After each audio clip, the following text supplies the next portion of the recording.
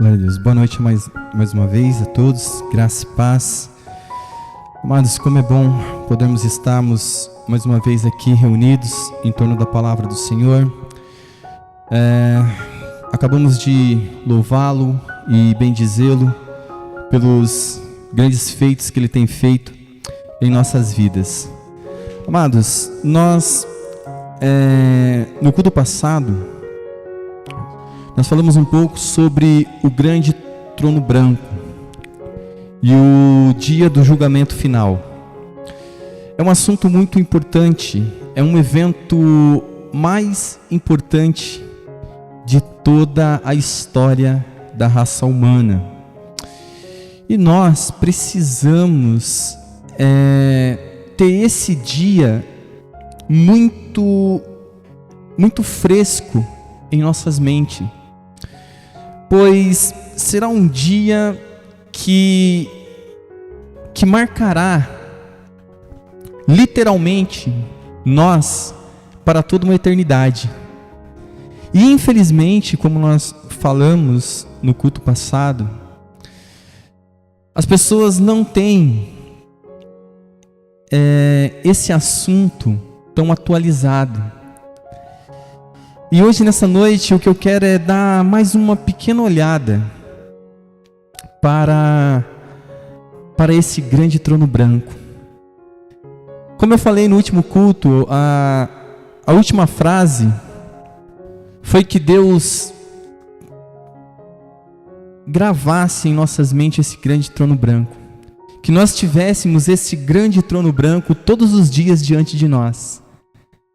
Pois é interessante e é triste nós vermos a igreja que se diz ser de Cristo não ansiar pela volta dele, não ansiar por ele, não se preparar como uma noiva para ele. É triste nós vermos a igreja de Cristo, ao invés de estar preocupado com coisas eternas e duradouras, estarem tão ligado e enraizado aqui na terra. O que nós temos não são pregadores dos céus, mas o que nós temos hoje em dia são pregadores da terra. São homens carnais pregando para homens carnais, falando sobre o reino da terra e não sobre o reino dos céus. E quando a gente deixa de falar algo, quando a gente deixa de meditar sobre aquilo vai ficando distante, até chegar um momento que cai, entre aspas, no esquecimento. Mas a coisa mais maravilhosa da palavra de Deus, que as verdades da palavra de Deus, ela não precisa de você acreditar ou não. As verdades bíblicas, elas não dependem do seu intelecto para serem verdade. Às vezes as pessoas acham que elas precisam compreender para aquilo validar, e elas acham que a validação dela é que valida a palavra de Deus. Eu creio no céu, então o céu existe. Eu não creio no inferno, então o inferno não existe. Eu creio num Deus de amor, então esse Deus existe. Eu não creio num Deus de ira, então esse Deus não existe. Isso é irrelevante para a palavra de Deus, pois a Bíblia é o único livro que julga o leitor. E ela não está preocupada com o seu conceito, com o seu entendimento, com aquilo que você acha ou deixa de achar. A palavra de Deus, quando você está lendo, ela está ali o tempo todo te julgando. O tempo todo o livro está te lendo. É estranho. Você não lê o livro te lê. A Bíblia, você não lê ela, mas ela te lê. E como nós falamos, nós estamos vivendo numa geração que odeia um Deus, e eles não querem se submeter a um Deus que dá ordens. É uma geração que, dia após dia, tem fugido disso. Mas como eu falei, hoje nessa noite, eu quero mais uma vez ler Apocalipse, capítulo 20, do 1 ao 15. E mais uma vez, então, dar uma meditada juntamente com vocês sobre essa parte da Bíblia que é tão importante. Diz assim, Apocalipse 20, do 11 ao 15. Vi um grande trono branco e aquele que nele se assenta, de cuja presença fugiram a terra e os céus, e não se achou lugar para eles. Vi também os mortos, os grandes e os pequenos, postos em pé diante do trono. Então se abriram livros. Ainda outro livro, o livro da vida, foi aberto.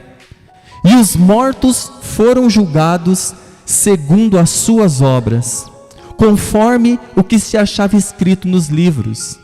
Deu o mar os mortos que nele estavam.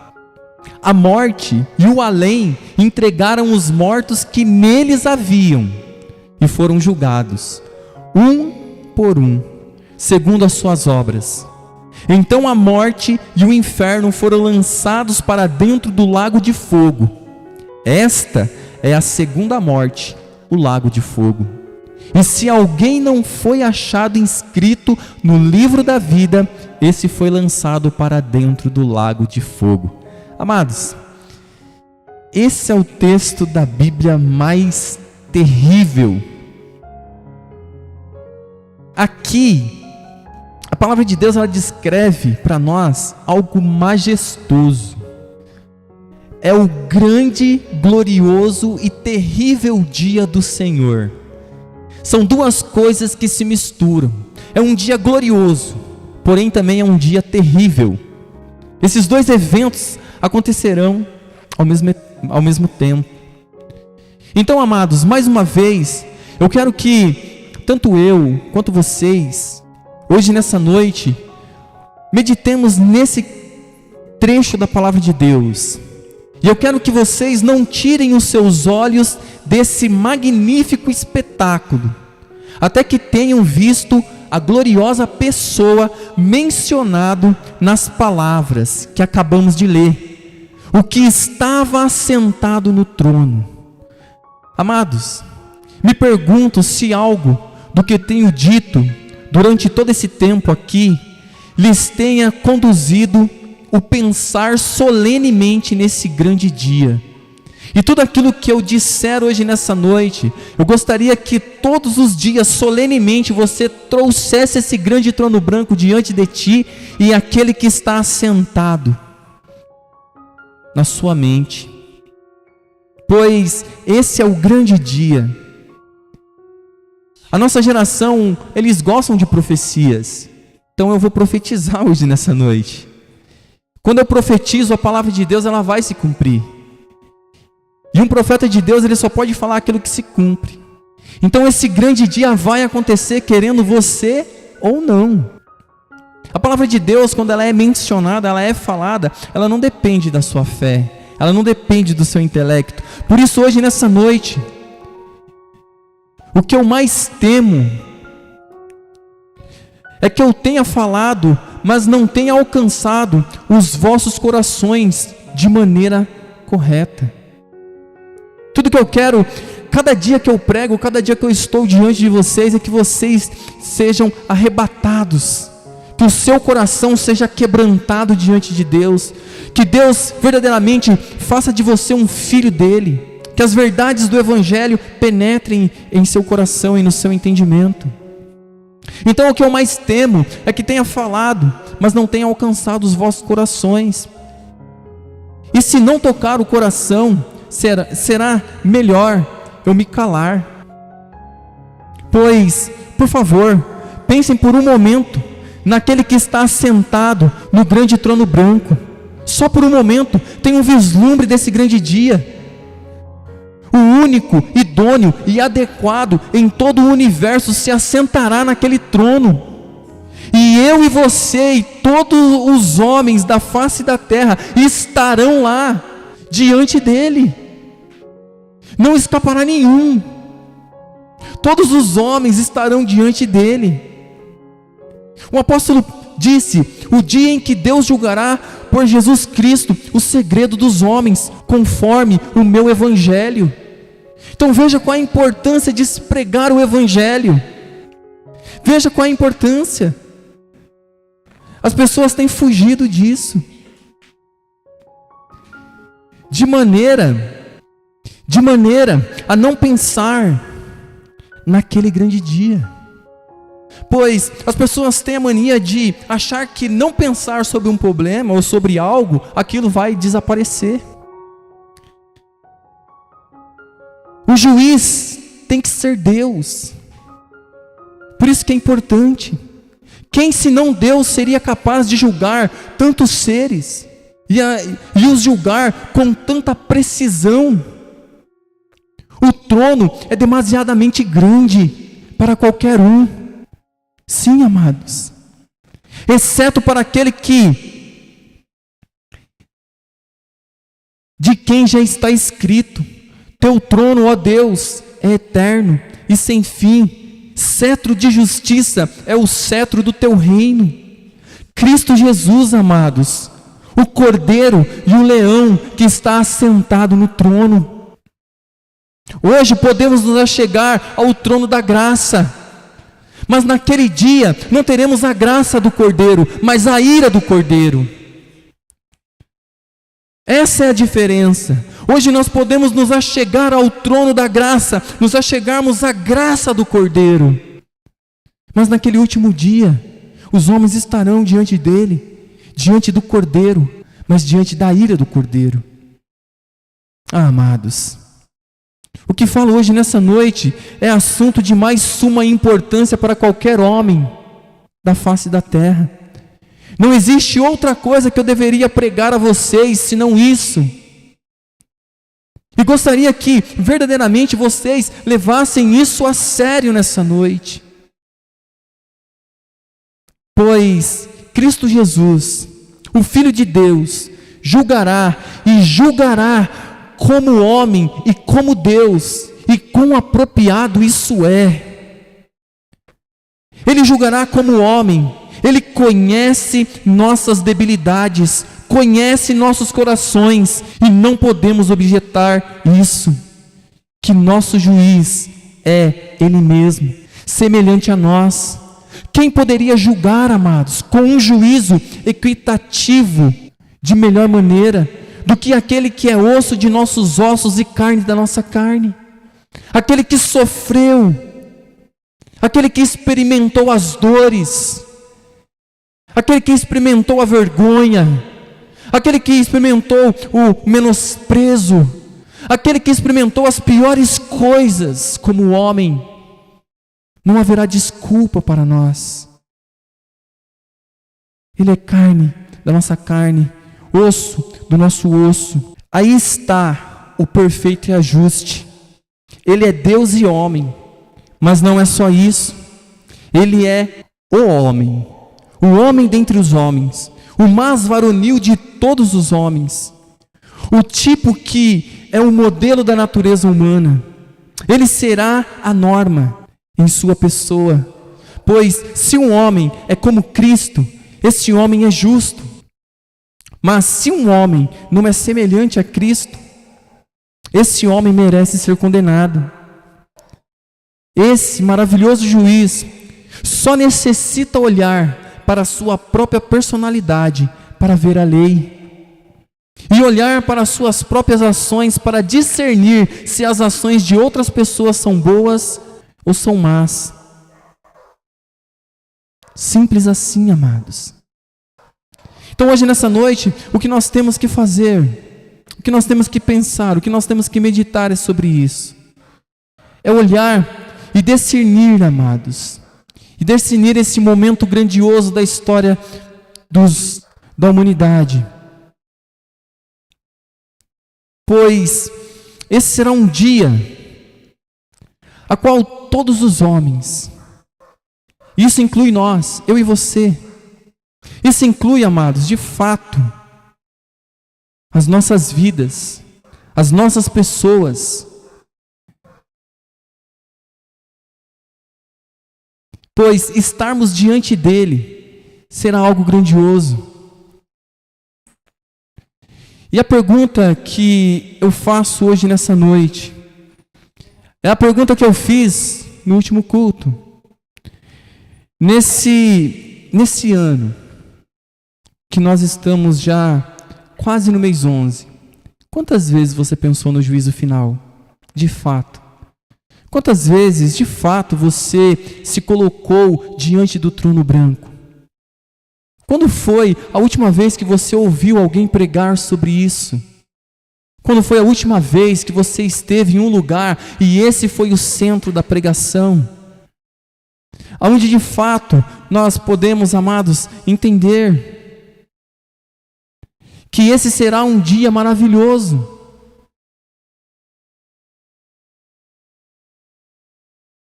Este é o evento, amados, que nós devemos ter cravado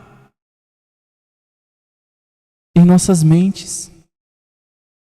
Mas aos poucos, o dia a dia, a correria, a falta de pregadores que te levem a pensar sobre isso, te fazem pensar mais sobre a terra, sobre os momentos aqui, sobre as coisas inúteis, sobre as suas conquistas aqui, sobre os seus sonhos inúteis, sobre os seus projetos inúteis. Esses homens pregam mais sobre essas coisas do que as coisas que realmente precisam ser anunciadas. Amados, porque o que eu quero dizer para você hoje nessa noite é que o texto que acabamos de ler descreve o evento mais trágico da história da humanidade. O grande juízo. E nós, amados, estaremos lá. Este é o último dia do homem, de todos os homens, no tribunal de Deus. E lá, amados, será um tipo diferente de tribunal. Deixa eu falar algumas coisas para você. Pois a primeira coisa que você tem que ter em mente é que lá não haverá debate sobre culpa ou inocência. Lá não haverá um debate. Segunda coisa que eu quero que você entenda, lá haverá um promotor. Mas, amados, não haverá nenhum defensor. Naquele grande dia, nesse último dia, eu quero falar algo mais importante para você. Haverá um acusador, mas nenhum advogado de defesa. Lá haverá um juiz justo. Lá haverá uma acusação com uma rápida apresentação das provas de condenação, mas nenhuma refutação ou depoimento ou interrogatório, amados. Não haverá nada disso. É terrível isso. É terrível nós estarmos diante desse julgamento. Outra coisa, haverá um juiz implacável e nenhum júri, nenhum. Outra coisa muito importante que nós não levamos em conta, haverá uma sentença. E sabe que a coisa que mais pesa nessa sentença, amados, ela não vai ter apelação. O que for dito lá será a sentença final. Haverá uma punição sem liberdade condicional, em nenhuma prisão sem saída. E essas coisas, amados, não recaem sobre as nossas mentes. É incrível ver a igreja brasileira do jeito que está, por causa dos silêncios dos púlpitos. Há um silêncio ensurdecedor dentro dos púlpitos, dentro da igreja. Porque temos tantos crentes amortecidos pela cultura, tantos crentes amortecidos pelas modas gospels da nossa geração, tantos crentes que não se preocupam com a eternidade, porque estamos no sono da indolência, porque estamos vivendo como se o último dia do julgamento não chegasse.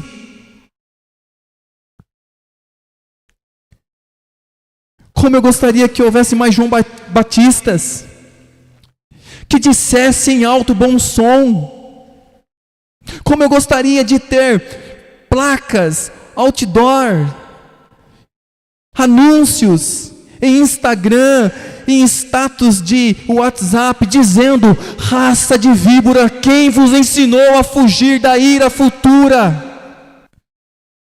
Como eu gostaria de ver isso dito cada dia. Como eu gostaria de ver os cristãos publicando isso. Como eu gostaria de ver no Facebook, no Instagram. Como eu gostaria de ver isso no Twitter. Como eu gostaria de ver isso. Você sendo um arauto do rei na terra. Ao invés de você ficar postando coisinhas bonitinhas que massageiam o ego das pessoas e o seu próprio ego, diga para as pessoas: o Rei dos Reis está às portas e breve voltará para julgar a todos. Julgar eu, julgar você. Como eu disse nessa semana, os homens estão querendo o bem-estar físico, mental, para aqui e agora. Veja o que Jesus disse. Um homem rico teve uma fartura em sua colheita.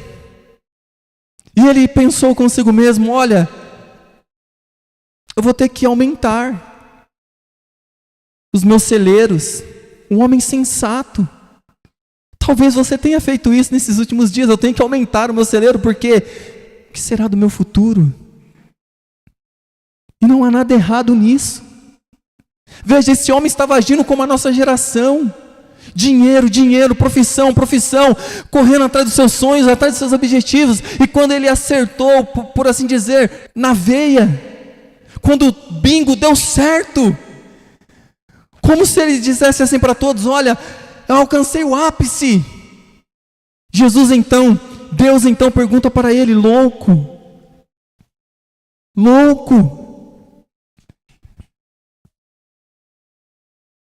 essa noite te pedirão a tua alma.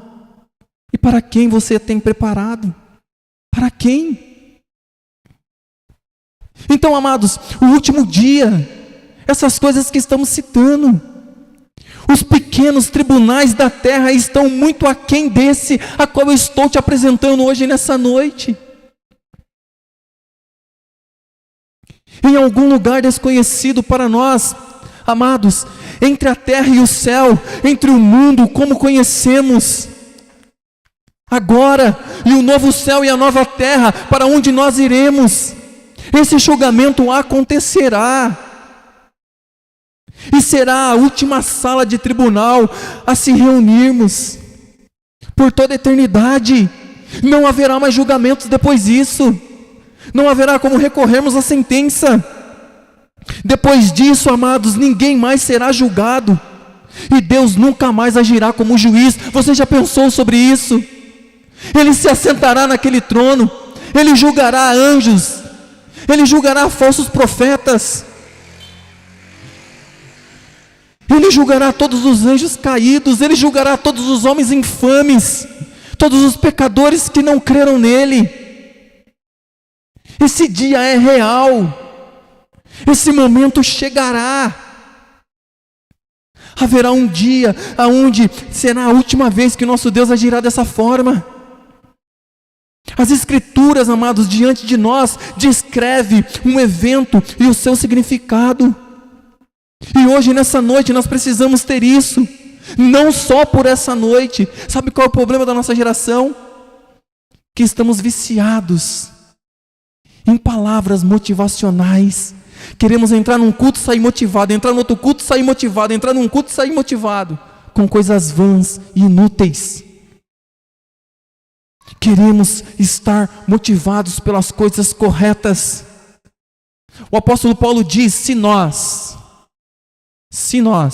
esperarmos de Deus somente nessa vida, seremos os mais miseráveis dos homens da terra. Veja, qual é a sua motivação para vir nesse culto? Nenhuma? Você veio aqui só para fazer um favor para mim?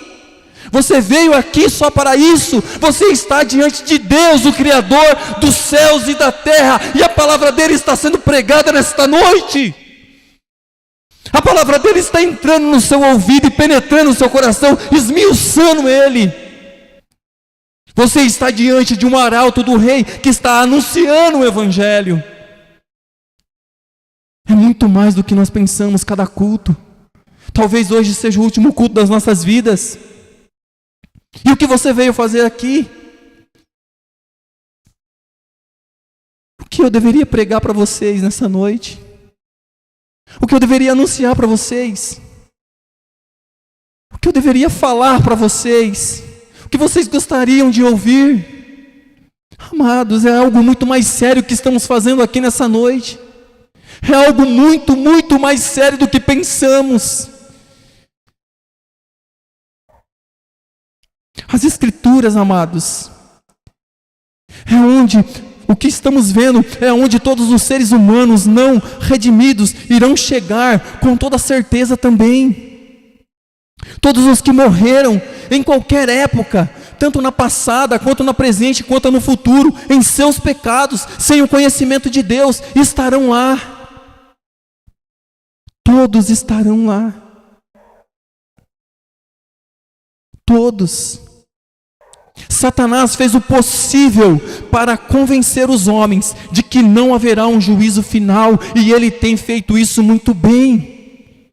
Converse com 10 cristãos, faça o teste, converse com 10 cristãos nessa semana e pergunte para eles se eles pensaram sobre o juízo final, o grande trono branco. Verifique todas as postagens dos seus amigos nos Instagrams, nos status de WhatsApp e veja o que eles têm postado. Veja se em algum momento desse ano ele alertou os homens que um dia todos os pecados deles serão julgados, toda conduta errada será julgada, toda falha será ali apresentada. Amados, isso é muito sério. Ele enganou os pecadores a acreditar que eles podem viver de maneira que quiserem e que não haverá dia de prestação de contas, de que não haverá punição futura, nenhum momento de sentença, nenhum momento em que eles se apresentarão perante o juiz de toda a terra e de todo o universo.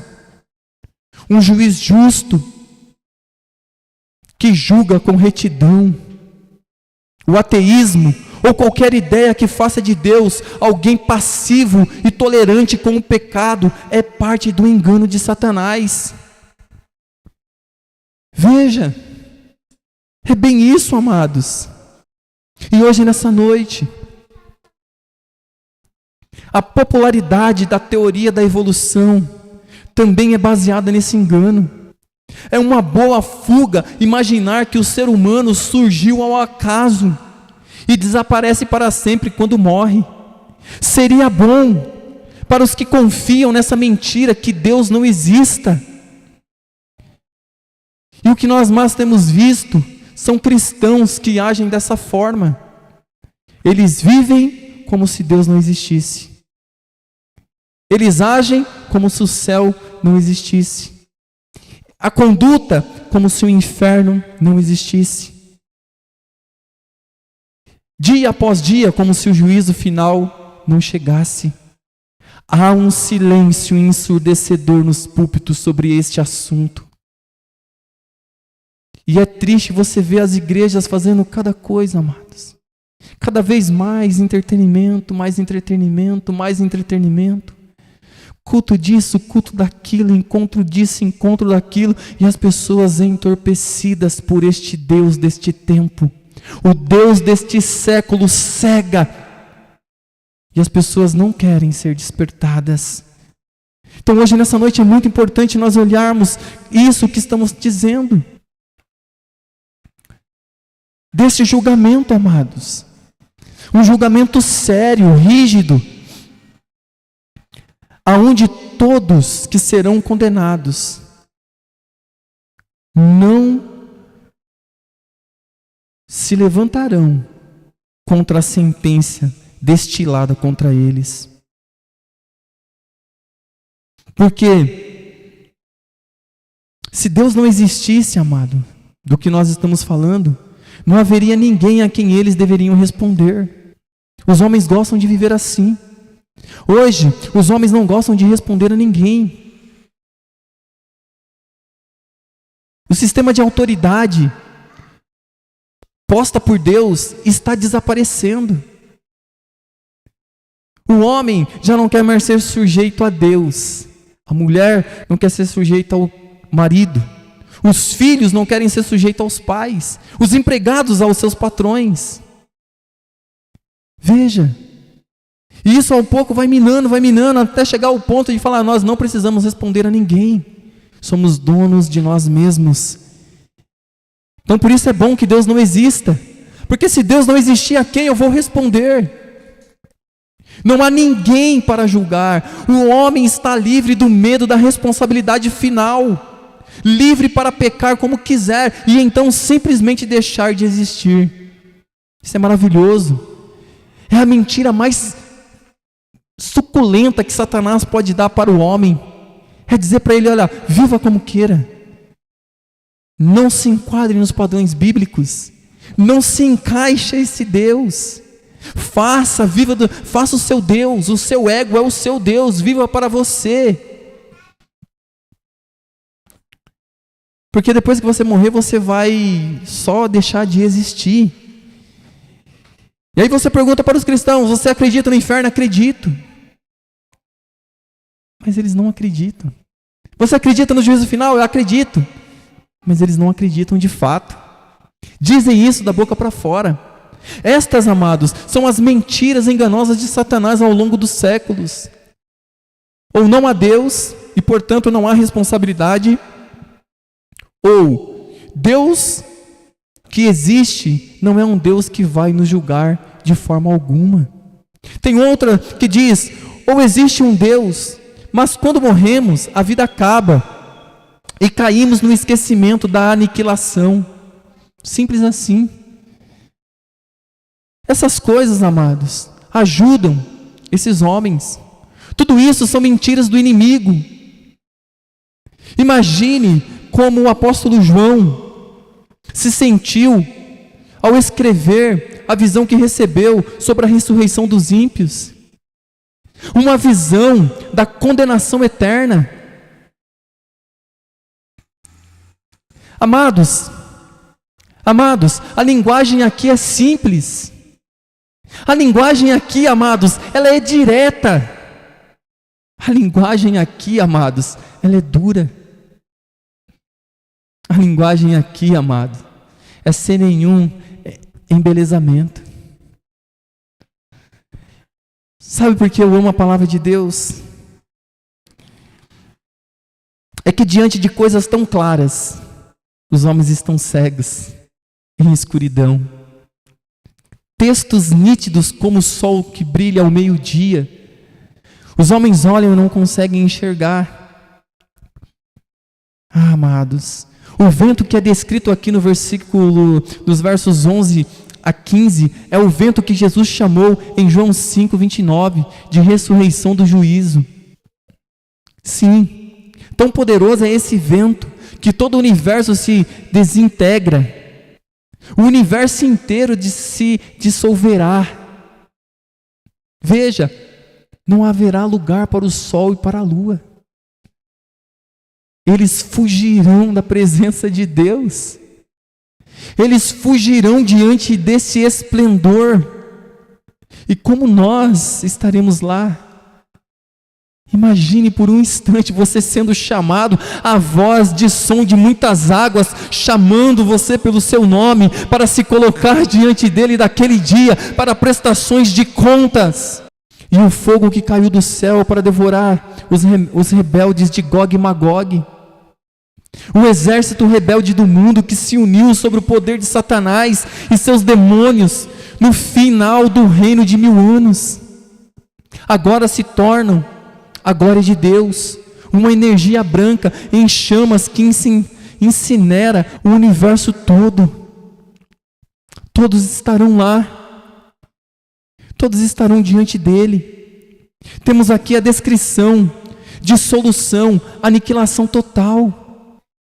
Ao examinarmos este texto, amados, um esboço simples nos ajudará a compreender a descrição.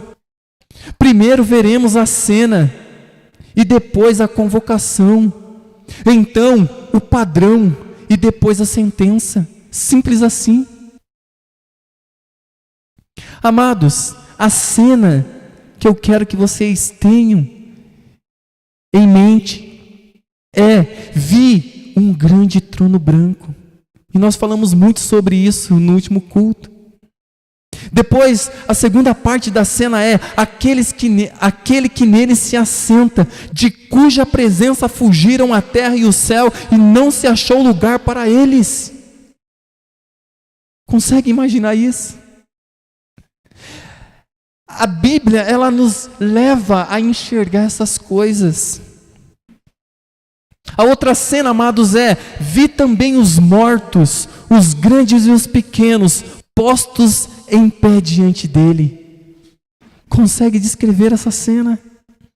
Essa é a cena, amados. Em uma declaração breve, direta e sem embelezamento algum. Aqui está algo sobre o futuro. Essa geração que gosta tanto que profetas falem sobre o futuro, eu estou te falando sobre o futuro. E olha, eu tenho certeza, essas palavras não cairão. Talvez você tenha ouvido muitos profetas falar sobre o seu futuro, e muitas coisas não aconteceram, porque eles eram falsos profetas. Mas hoje diante de você existe um profeta de Deus dizendo para você uma coisa que vai acontecer, queira você queira ou não.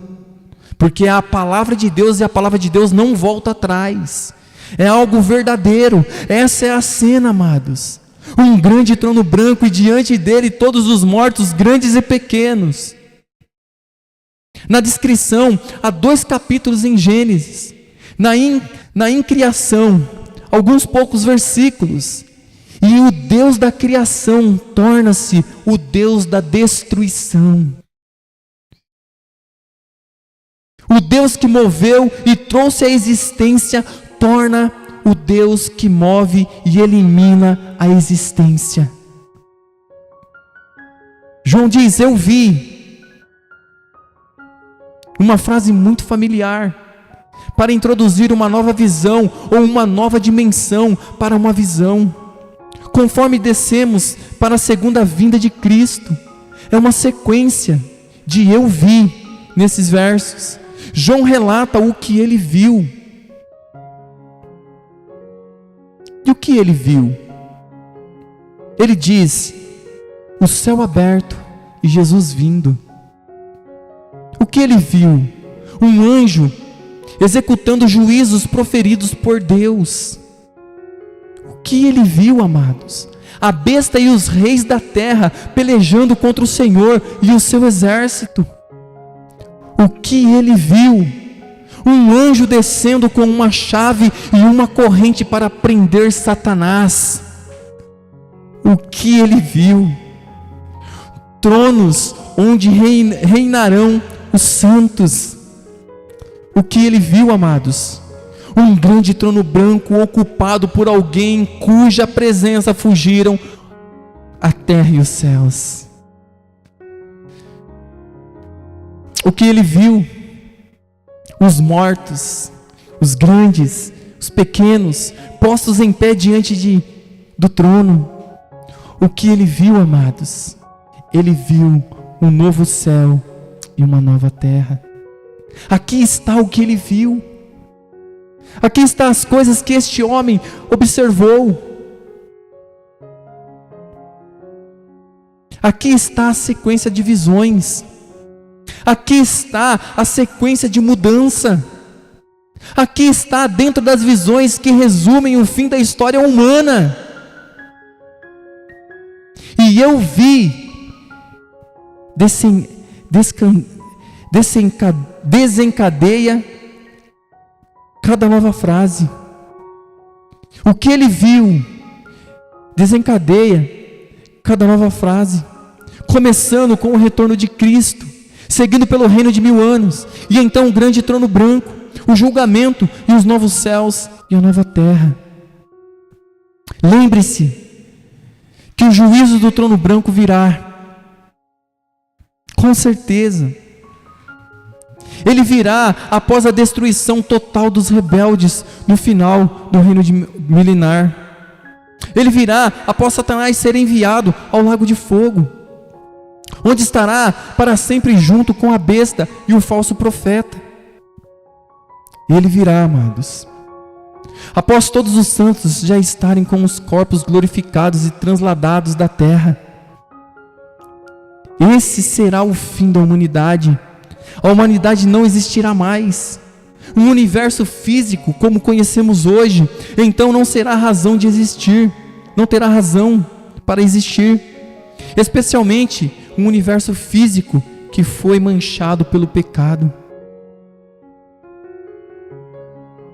E mais uma vez, amados, então, hoje nessa noite, que essas palavras encontrem repouso no seu coração. Deus iniciará o processo de destruição do universo no tempo da tribulação, com muitos eventos assustadores, conforme vimos anteriormente. E ali será a hora de todo o universo amaldiçoado ser totalmente aniquilado. É uma cena abrangente. Eu vi um grande trono branco. No livro do Apocalipse há quase 50 menções a tronos, mas é um trono muito diferente do que eu acabei de falar. O trono no capítulo 1 a 4 é como o trono do capítulo 4 e 5. É o trono de Deus no céu, o trono da majestade, o trono onde Ele se assenta, onde Ele reina, onde Ele governa. Mas já aqui, amados, no versículo 11, capítulo 20, trata-se de um trono de julgamento. É um trono em algum lugar fora do universo que se desenvolveu. Amados, o novo céu e a nova terra estão prestes a ser criados, capítulo 21. É chamado de grande trono, não tanto por causa do seu tamanho, mas por causa do seu significado, sua elevação, sua autoridade e a sua majestade. Amados, poder e julgamento abrangente. É branco por causa da pureza e santidade e justiça. Desse trono vem a justiça absoluta sobre as nossas vidas. É o local final de ajuste de contas do homem com o seu Criador. Talvez o salmista tenha tido um vislumbre disso, amados. E ele diz, o salmista: mas o Senhor permanece para sempre, estabeleceu o seu trono para exercer o juízo. Ele mesmo julgará o mundo com justiça, julgará os povos com equidade.